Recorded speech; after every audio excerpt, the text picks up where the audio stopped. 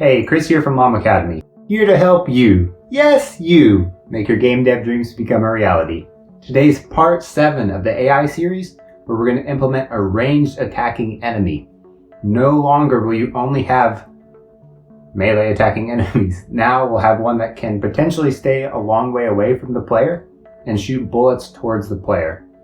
We're going to do this with rigid body physics on the bullet, using the same concept of the attack radius that we used before, but we'll be doing a line of sight check to make sure that that enemy can see the player. If they can, they'll stop chasing them and start shooting bullets until they no longer have line of sight. And then they'll again try to continue chasing the player. Or if the player moves too far away, again, they will start chasing that player again. So while this is an implementation where we're shooting bullets, this can be the same concept if you want like a mage that needs to stand far back and shoot spells. It can be having enemies that just naturally, maybe they have guns and they shoot, also fine. It could be zombie shooting acid from their mouth or something. I don't know. Whatever concept you have in your game for ranged attacking enemies, this is the paradigm that you can use to implement it in your game. So let's check it out. Let's hop right in to start creating some scripts. We're going to create two, one called RangedAttackRadius and one called Bullet.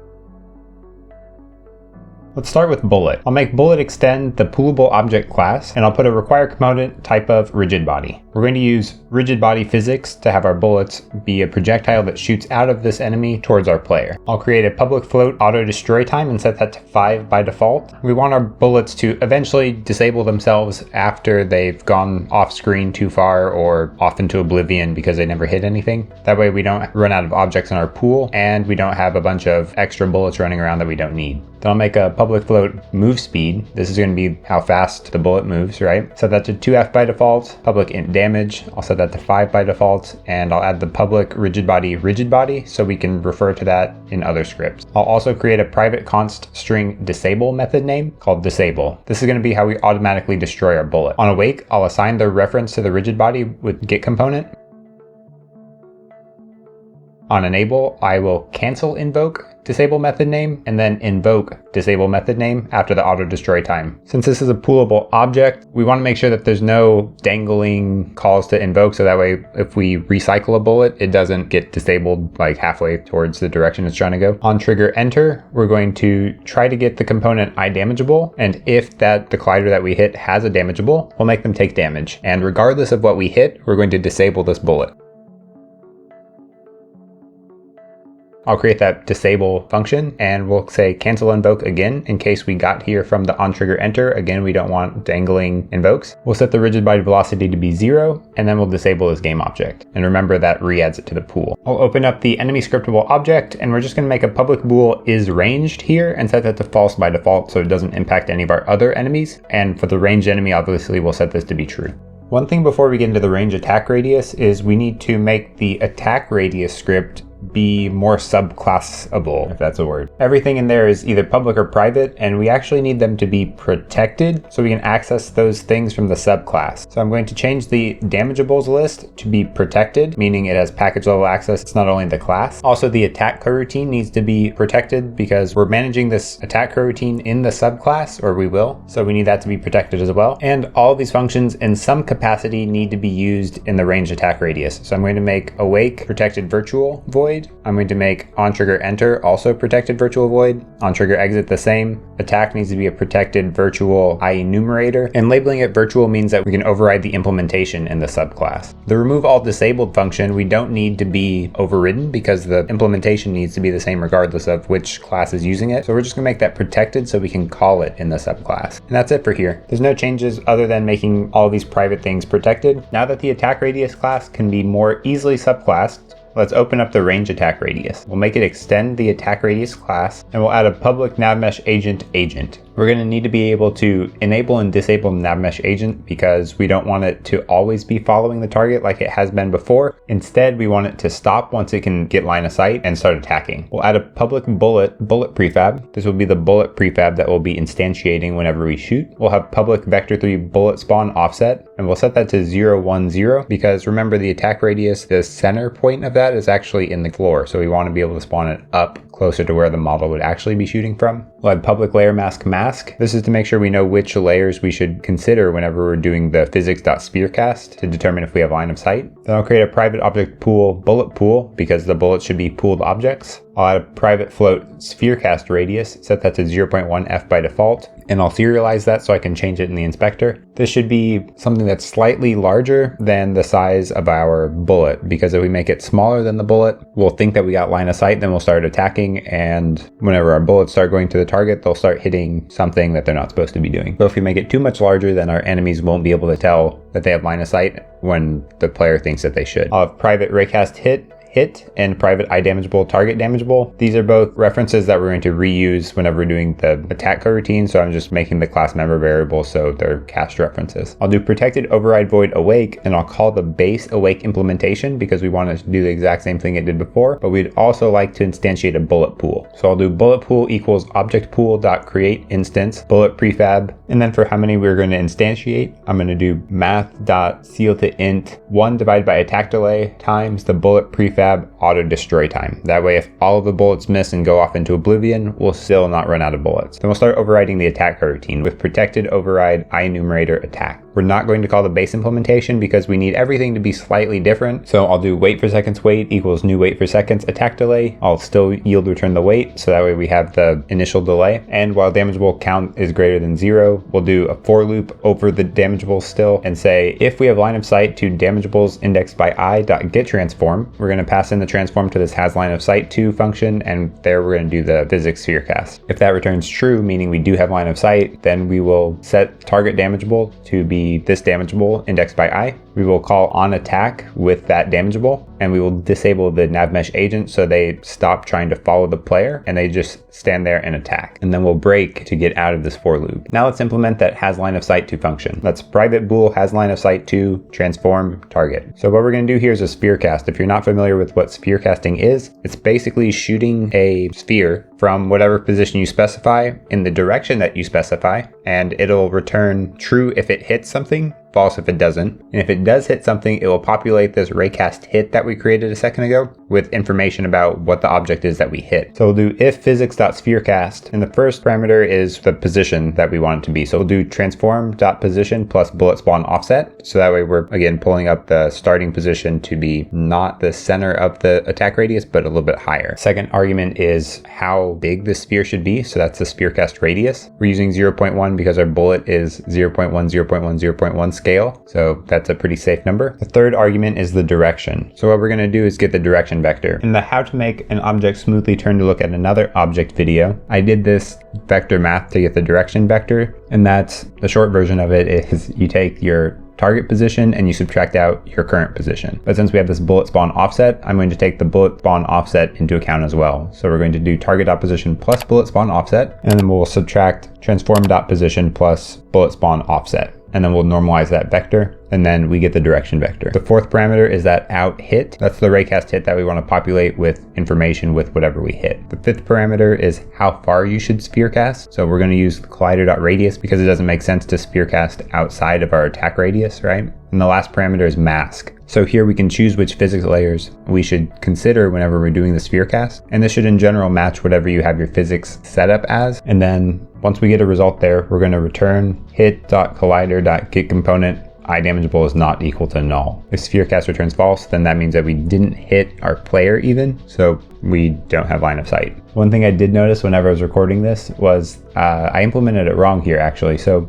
what this does is returns that the hit collider hits any damageable, not that it hits the specific target that we requested. So I'm going to come back at the end of the script section and we're going to fix it, but what we have here is not fully correct. For our example scene, it'll work fine. And if you only have one player that does not use this range attack radius, it will also always be fine. But if you start getting into like multiplayer scenarios, there are some specific cases where it won't work correctly. So anyway, we'll fix it later. Let's go back to the attack routine. So we've done whatever we're going to do in the for loop. We either broke out of it because we hit a target damageable or we just concluded without having line of sight, right? So we need to check which case we're in. We'll say if target damageable is not equal to null. In that case, we are attacking something. So we'll say poolable object equals bullet pool.getObject. So we're going to spawn a bullet. The poolable object is not null, so the bullet pool gave us an object. object, we will get the bullet from that poolable object, and then we'll configure the bullet. So we're going to do bullet.damage equals damage, bullet.transform.position equals transform.position, plus bullet spawn offset, bullet.transform.rotation equals agent.transform.rotation. So that way it'll go in a straight line out from the agent, and it will be aligned to the agent. We'll do bullet.rigidbody.addForce, and we'll pass in agent.transform.forward, and we'll multiply the bullet prefab.moveSpeed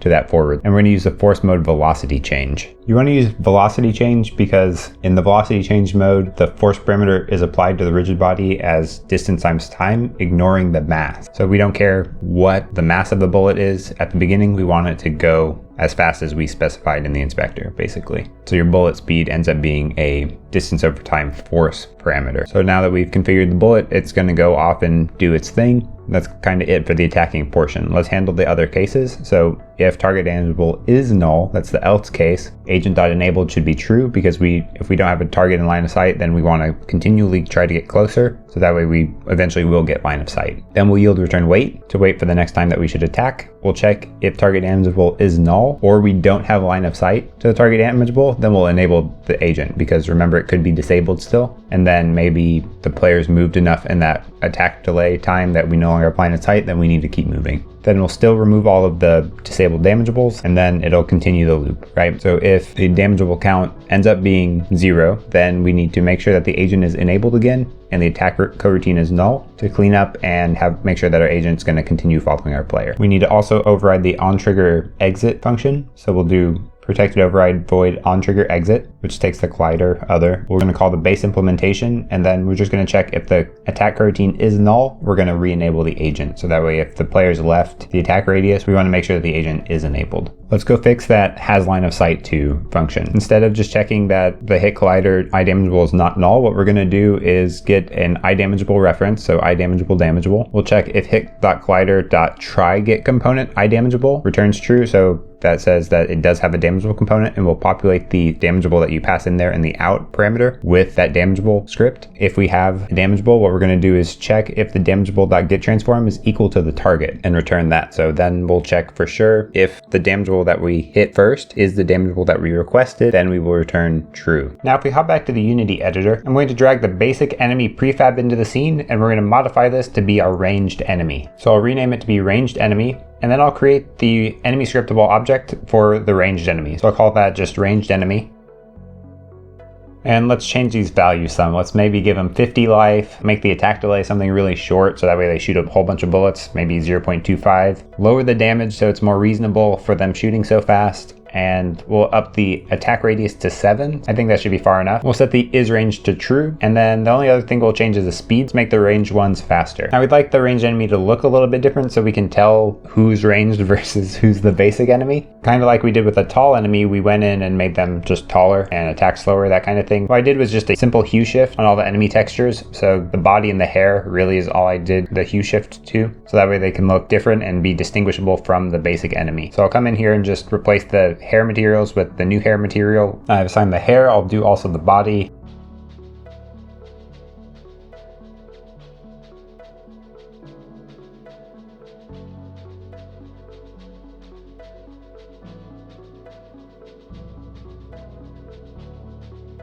We also need to hook up the enemy scriptable object to the enemy script, so that way it knows where to get its stats from.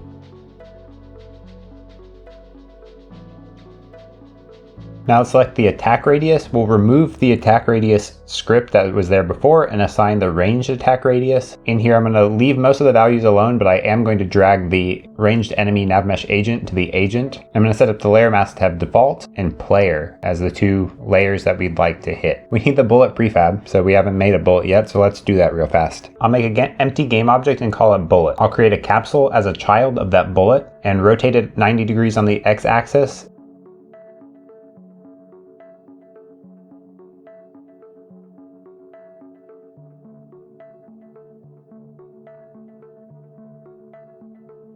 And give it 0.1, 0.1, 0.1 on the scale. We need to do it like this because we use the transform.forward for the bullet velocity. And if we rotate it, then it will actually go, I think it would go down with this rotation. We are going to attach the bullet script to the root bullet object.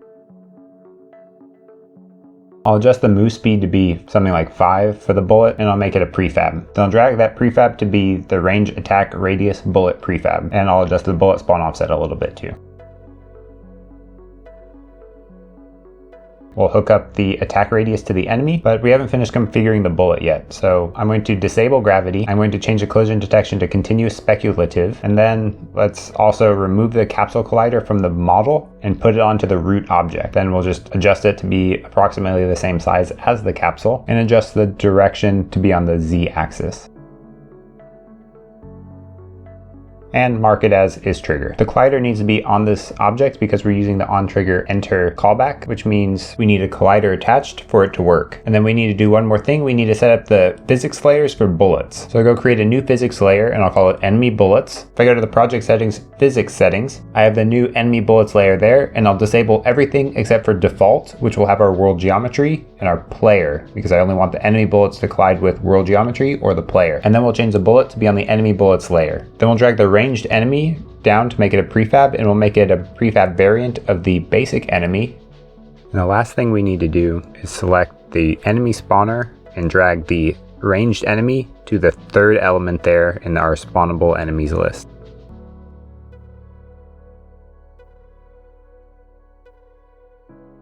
Once I click play, we see a couple of the basic enemies spawn, and then a couple tall enemies come into view. Suddenly I see bullets starting to come in, so the ranged enemies see me and they start attacking. This kind of feels like one of those bullet hell games where you have to just dodge all of the bullets ever. So they'll follow me, and once they lose sight, we can see that they'll stop shooting, they'll chase me, and then once I get into sight again, they start kind of punching the air, making the bullets spawn, and those shoot directly at me. So that's pretty cool. It looks like it's working great.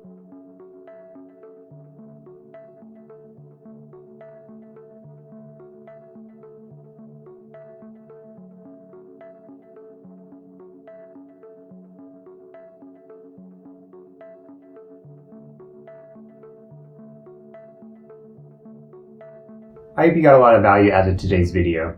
Adding in range attacking enemies adds a layer of depth to your gameplay. I know I had a lot of fun running around on this level just after I got done recording, seeing how long I could stay alive running away from these ranged enemies, and to make it even harder, I'd make them shoot like 100 bullets a second. It was a lot of fun. I've spent probably too much time doing that. So I know this will be a great way for your players to really enjoy some new mechanics. If you have any questions, if you have a topic suggestion, or if you're implementing this into your game as a result of watching this series, drop a comment down below, and I'll see you on the next video.